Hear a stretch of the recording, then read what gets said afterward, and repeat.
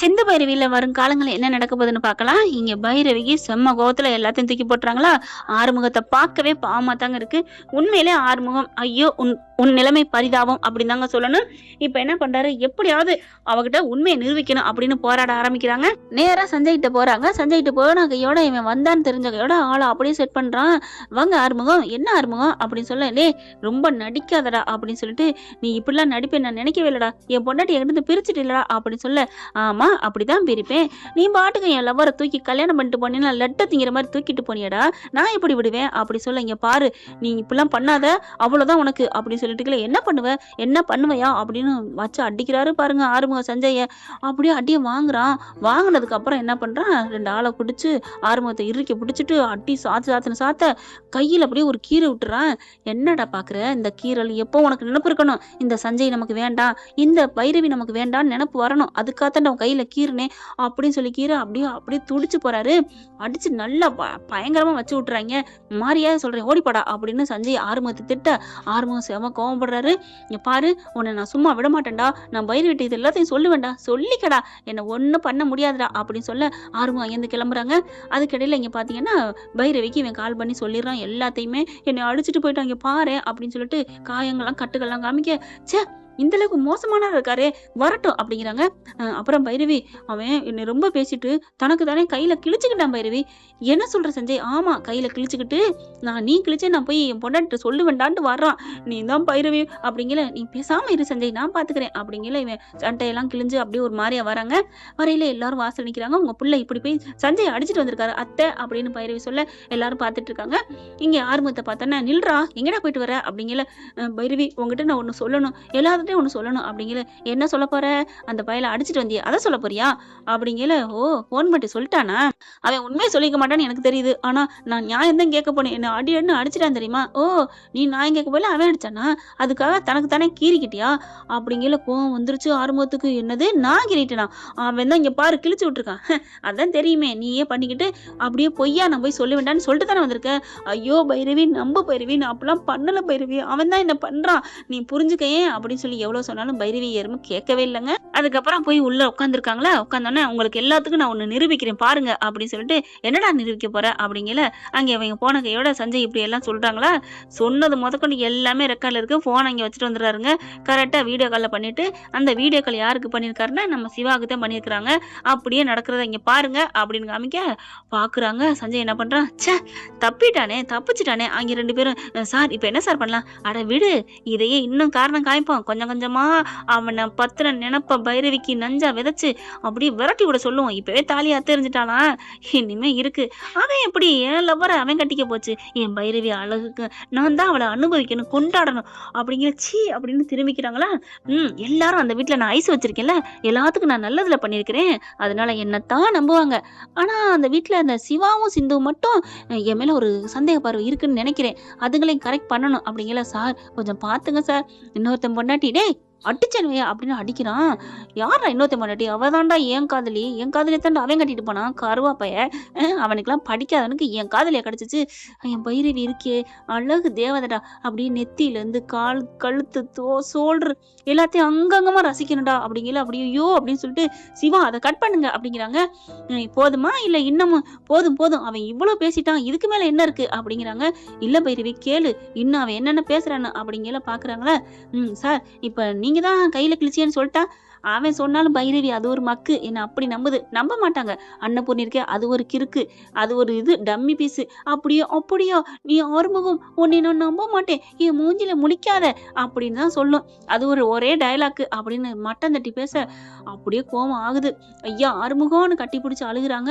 பைரவி அப்படியே பார்த்துட்டு ஓடி வந்து கட்டிக்கிறாங்க. என்ன மன்னிச்சிரு ஆறுமுகம், நான் உனக்கு தெரியாம தப்பு பண்ணிட்டேன் எப்பவும் சொன்னேன் அப்படிங்கல.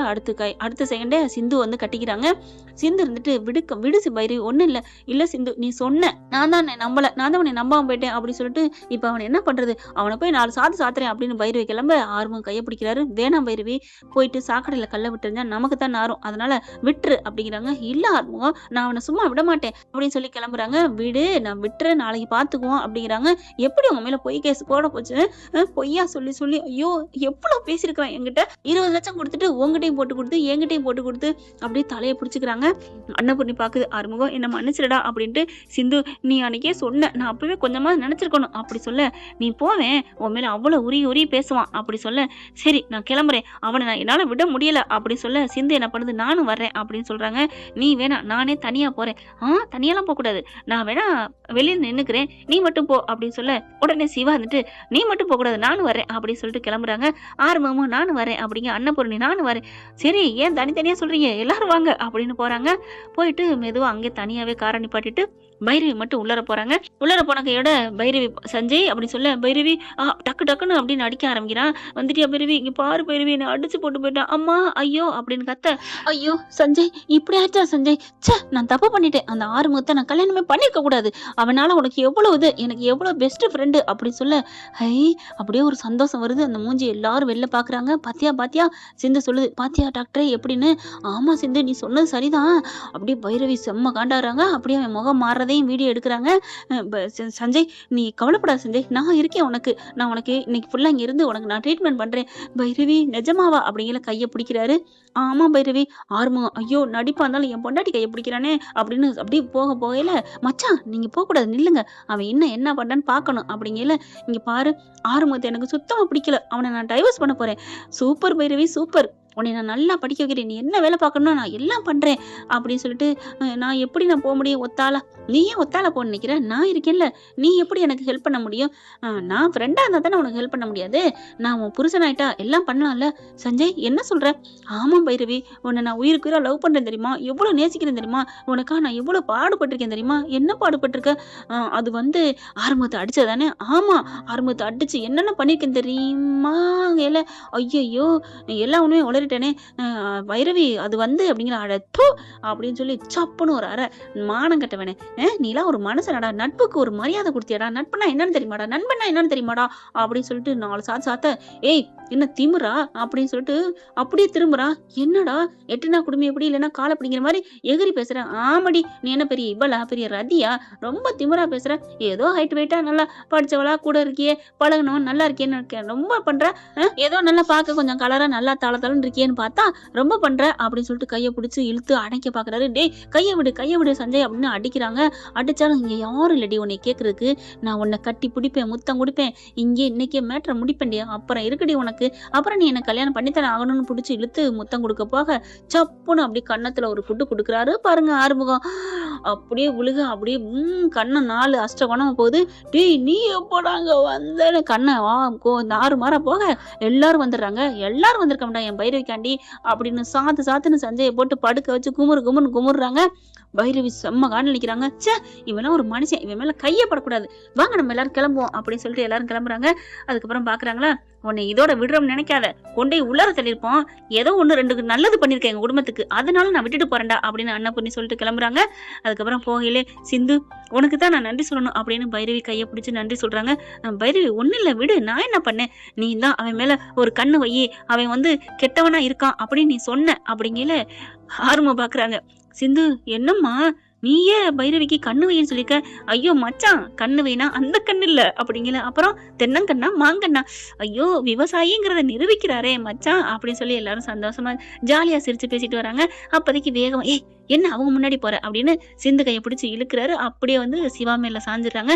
என்ன டாக்டரே ஆளுங்க முன்னாடி ரொமான்டிக் பண்ற, அதெல்லாம் அப்படித்தான், நீ பாட்டுக்கு என்ன விட்டு அங்கேயே போற, அப்படியே தங்கச்சி குடும்பத்துக்கு நல்லது பண்றியா, அப்ப இந்த டாக்டர் வேணாமா என்ன, ஐயோ உலகமே எழுதாலும் எனக்கு நீதான் டாக்டர் முக்கியம் அப்படின்னு நெத்தியில முட்டிக்கிறாங்க. என்ன ஃப்ரெண்ட் இப்படிலாம் போனால் நல்லா தானே இருக்கும், பார்க்கலாம் என்ன நடக்க போகுதுன்னு.